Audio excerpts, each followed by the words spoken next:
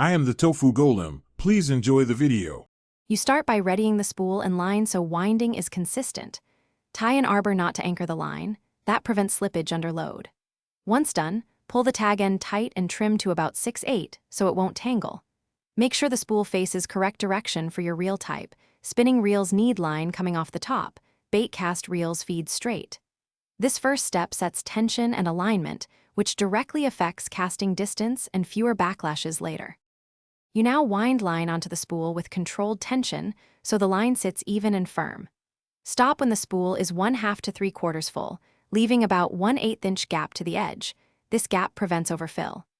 Engage the line clip at the spool lip by laying the line in the clip notch while keeping slight tension with your finger.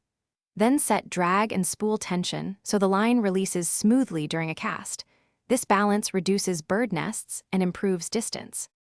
You finish by trimming the tag end and confirming the clip holds the line under light tension.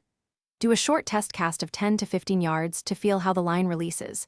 Make sure it plays free and the spool returns smoothly. If the line snags or skips, adjust the spool tension knob slightly tighter and add a thin backing or change the clip position. One key troubleshooting tip: if you get backlashes, stop, spool in slack, and increase tension a notch before trying again. Thanks for watching. Consider subscribing if we helped you today.